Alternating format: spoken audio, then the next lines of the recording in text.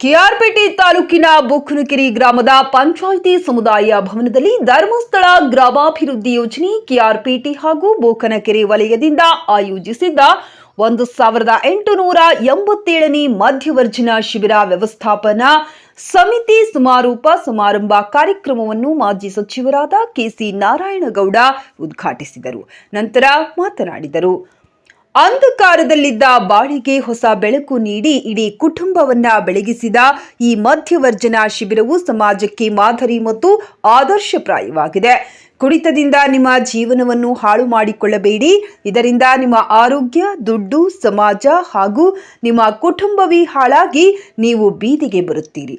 ಈ ಕುಡಿತದಿಂದ ಮುಕ್ತರಾಗಿ ಸುಖ ಜೀವನ ನಡೆಸಿ ಸಮಾಜದಲ್ಲಿರುವ ಪ್ರತಿಯೊಬ್ಬನಿಗೂ ಸಂಸ್ಕಾರ ಕೊಡುವ ಕಾರ್ಯ ನಡೆಯಬೇಕು. ಒಬ್ಬ ವ್ಯಕ್ತಿಯನ್ನು ಪರಿವರ್ತನೆ ಮಾಡಿ ಸಂಸ್ಕಾರ ಕೊಡುವ ಕಾರ್ಯ ಶ್ರೇಷ್ಠ ಹಾಗೂ ಪುಣ್ಯದ ಕಾರ್ಯ. ಇಂತಹ ಶಿಬಿರಗಳು ಸಮಾಜಕ್ಕೆ ಮಾದರಿ ಎಂದು ಹೇಳಿದರು. ಈ ಕಾರ್ಯಕ್ರಮದಲ್ಲಿ ಚನ್ನರಾಯಪಟ್ಟಣ ಜಿಲ್ಲಾ ಜನಜಾಗೃತಿ ವೇದಿಕೆಯ ಜಿಲ್ಲಾಧ್ಯಕ್ಷ ಜಯರಾಮ್ ತೋಟಿ, ಜಿಲ್ಲಾ ನಿರ್ದೇಶಕ ಕೇಶವ್ ದೇವಾಂಗ, ಶ್ರೀ ಧರ್ಮಸ್ಥಳ ತಾಲೂಕು ಯೋಜನಾಧಿಕಾರಿ ತಿಲಕ್ ರಾಜ್ ಮತ್ತು ತಾಲೂಕು ಪಂಚಾಯಿತಿ ಮಾಜಿ ಸದಸ್ಯ ಹುಲ್ಲೇಗೌಡ, ಬೂಕನಕೆರೆ ಗ್ರಾಮ ಪಂಚಾಯಿತಿ ಅಧ್ಯಕ್ಷ ಬಿಆರ್ ಶ್ಯಾಮ್ ಪ್ರಸಾದ್, ಸಂಘ ಮೇಲ್ವಿಚಾರಕ ಪ್ರಕಾಶ್ ಆಚಾರ್ಯ, ಬಿಜೆಪಿ ಉಪಾಧ್ಯಕ್ಷ ಪ್ರಕಾಶ್, ವಕೀಲ ನಂದೇಶ್, ಜಿಲ್ಲಾ ಜನಜಾಗೃತಿ ಸದಸ್ಯರಾದ ಪ್ರಸನ್ನ, ಪದ್ಮಾ, ಮುಖಂಡ ಮಂಜುನಾಥ್ ಸೇರಿದಂತೆ ಪ್ರಗತಿ ಬಂಧು ಸ್ವಸಹಾಯ ಸಂಘಗಳ ಒಕ್ಕೂಟ ಅಧ್ಯಕ್ಷರು, ಸರ್ವ ಸದಸ್ಯರು ಹಾಗೂ ಸೇವಾ ಪ್ರತಿನಿಧಿಗಳು, ಬೂಕನಕೆರೆ ವಲಯ ನವಜೀವನ ಸಮಿತಿ ಸದಸ್ಯರು, ಮಾಧ್ಯಮ ಸ್ಟುಡಿಯೋ ಸಂಘ ಮಿತ್ರರು ಸೇರಿದಂತೆ ಮತ್ತಿತರರು ಉಪಸ್ಥಿತರಿದ್ದರು.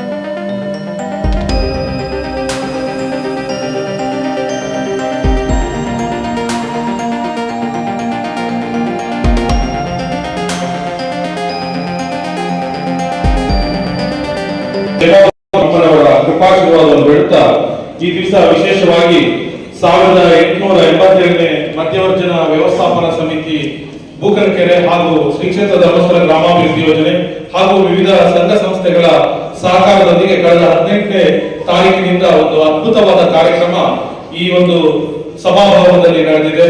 ಒಂದು ವಿಶೇಷವಾದ ಕಾರ್ಯಕ್ರಮ ಅಂದ್ರೆ ನಮ್ಮ ದುಶ್ಚಟಗಳಿಗೆ ಬಲಿಯಾದಂತ ಆ ಕುಟುಂಬಗಳನ್ನ ಮತ್ತೆ ಸಮಾಜದ ಮುಖ್ಯವಾಹಿನಿಗೆ ತರುವಂತಹ, ಅವರಲ್ಲಿ ಹೊಸ ಚೈತನ್ಯವನ್ನ ಮತ್ತು ಅವರ ಬದುಕಲ್ಲಿ ಒಂದು ಹೊಸ ಬದಲಾವಣೆಯನ್ನು ತರುವಂತಹ ವಿಶೇಷ ಕಾರ್ಯಕ್ರಮ ಮಧ್ಯವರ್ಜನ ಶಿಬಿರ ಈ ಒಂದು ಸಭಾಭವನದಲ್ಲಿ ಯಶಸ್ವಿಯಾಗಿ ನಡೆದಿದೆ. ಈಗ ಸಮಾರಂಭದಲ್ಲಿ ನಾವೆಲ್ಲರೂ ಕೂಡ ಸೇರಿದ್ದೇವೆ. ಈ ಸಮಾರಂಭದಲ್ಲಿ ನಮ್ಮ ವೇದಿಕೆ ಮೇಲೆ ಉಪಸ್ಥಿತ ದಿವಸ 68 ಮಂದಿ ಶಿಬಿರಾರ್ಥಿ ಬಂಧುಗಳು ನೋಂದಣಿಗೊಂಡರು.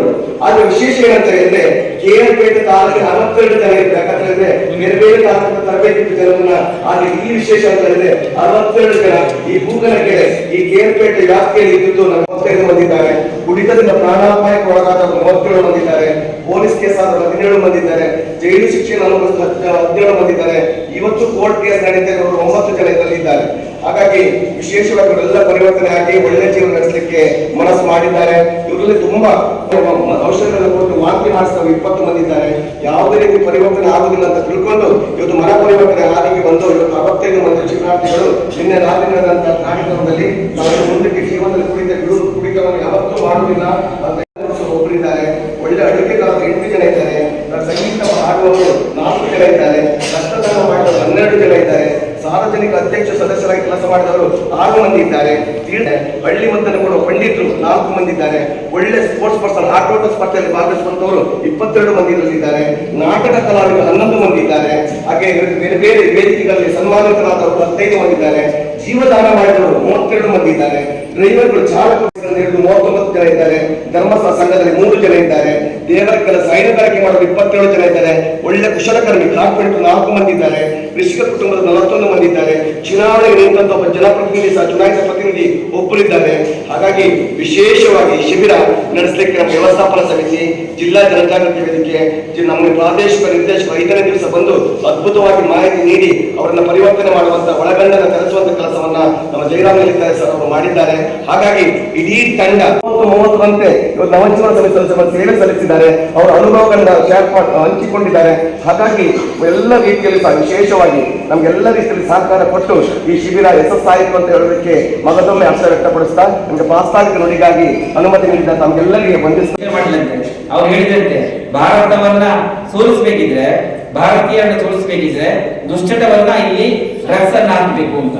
ಇವತ್ತು ನಮ್ಮ ದೇಶಕ್ಕೆ ಎಲ್ಲ ದೇಶಗಳು ಡ್ರಗ್ಸ್ ಅಂತ ಸುರಿತಾ ಇದೆ. ಯಾಕೆ? ಇಲ್ಲಿರುವ ಕೋಟ್ಯಾಂತರ ಜನಗಳನ್ನ ಹಾಳು ಮಾಡಬೇಕು ಅಂತ ಹೇಳಿ. ಇಲ್ಲ ಒಂದು ಡ್ರಗ್ಸ್ ಅಂತ ಒಂದು ಮದ್ಯಪಾನ ಒಂದು ಕುಟುಂಬಕ್ಕೆ ಹಾಕಿಬಿಟ್ರೆ ಅವರ ನಾಶವನ್ನು ಅವರೇ ಮಾಡಿಕೊಡ್ತಾರೆ. ಅವರ ಹೆಂಡತಿಯ ಯಾರಂತ ಗೊತ್ತಾಗುತ್ತಿಲ್ಲ, ಅವರ ತಾಯಿಯ ಮೇಲೆ ಭಕ್ತಿ ಇಲ್ಲ, ಮಗುವಿನ ಮೇಲೆ ಪ್ರೀತಿ ಇಲ್ಲ, ಯಾವುದೋ ಅವರಿಗೆ ಇರುವುದಿಲ್ಲ. ಆ ರೀತಿ ಎಂಬುದು ಮದ್ಯಪಾನ ದುಶ್ಚಟ ಅಷ್ಟು ಅಪಾಯ. ಅದಕ್ಕೆ ಬೇಕಾಗಿ ಪೂಜ್ಯರು ಇವತ್ತು ನಮ್ಮ ನಾಡಿಗೆ, ನಮ್ಮ ರಾಜ್ಯಕ್ಕೆ, ನಮ್ಮ ದೇಶಕ್ಕೆ ದೊಡ್ಡ ಕೆಲಸವನ್ನ ಮದ್ಯಪಾನದ ವಿರುದ್ಧ ಮಾಡ್ತಾ ಇದ್ರೆ ಇಡೀ ದೇಶದಲ್ಲಿ ಧರ್ಮಸ್ಥಳ ಧರ್ಮಾಧಿಕಾರಿ ಪೂಜ್ಯ ಹೆಗ್ಗಡೆ ಅವರು ಮಾತನಾಡ್ತಾ ಮಾಡ್ಕೊಳ್ತಿದ್ದಾರೆ. ಆದರೆ ಇವತ್ತಿನ ಪ್ರಸ್ತುತ ಸಮಾಜದಲ್ಲಿ ನಾವು ಯಾರೂ ಕೂಡ ಭಕ್ತಿಯಿಂದ, ಭಾವನೆಯಿಂದ, ಸೇವೆಯಿಂದ ಆಯಸ್ಸನ್ನ ಪಡೆಯಕ್ಕಾಗಲ್ಲ. ಆದರೆ ಖಂಡಿತವಾಗೂ ಎಷ್ಟು ದಿನ ಬದುಕ್ತೀವೋ ಅಷ್ಟು ದಿನ ಆರೋಗ್ಯವಂತರಾಗಿ ಕುಟುಂಬಕ್ಕೆ ಹೊರೆಯಾಗದೆ, ಸಮಾಜಕ್ಕೆ ಕಂಟಕರಾಗದೆ, ಮಧ್ಯ ವ್ಯಸನಿಗಳಾಗದೆ ಸಮಾಜದಲ್ಲಿ ಸ್ವಸ್ಥ ಸಾಮ್ರಾಜ್ಯದಲ್ಲಿ ಬದುಕುವಂತ ಅವಕಾಶವನ್ನ ಕೊಟ್ಟಿರ್ತಕ್ಕಂಥ ಭಗವಂತ ಕೊಟ್ಟಿರುವಂತದನ್ನ ನಾವಾಗ ನಾವು ಕಳ್ಕೊಂಡು ದುಷ್ಟಗಳಿಗೆ ದಾಸರಾಗೋದ್ರ ಬದಲು ಸಮಾಜಕ್ಕೆ ಆಸ್ತಿಯಾಗಿ, ಕುಟುಂಬಕ್ಕೆ ಆಧಾರವಾಗಿ ಬದುಕುವ ದಿಕ್ಕಿನಲ್ಲಿ ಇವತ್ತು ಕಡೆಯ ಕಾರ್ತಿಕ ದಿನ 67 ಜನ ಮಧ್ಯವರ್ಜನ ಶಿಬಿರದಲ್ಲಿ ಶಿಬಿರಾರ್ಥಿಗಳಾಗಿ ಹೊರ ಹೋಗ್ತಾ ಇದ್ದೀರಾ, ನವಜೀವನವನ್ನು ಆರಂಭ ಮಾಡ್ತಾ ಇದ್ದೀರಾ. ಬಹುತೇಕ ನಾನು ಒಂದು 3 ದಿನ ಈ ಶಿಬಿರಕ್ಕೆ ಬಂದಿದ್ದೆ. ಮೊದಲನೇ ದಿನ ಬಂದಾಗ ಇದ್ದಂತ ಸಂದರ್ಭಕ್ಕೂ ಇವತ್ತು 10ನೇ ದಿನ ನಿಮ್ಮನ್ನ ನೋಡ್ತಾ ಇರ್ತಕ್ಕಂಥ ಸಂದರ್ಭಕ್ಕೂ ಅಜಗಜಾಂತರ ವ್ಯತ್ಯಾಸ ಇದೆ.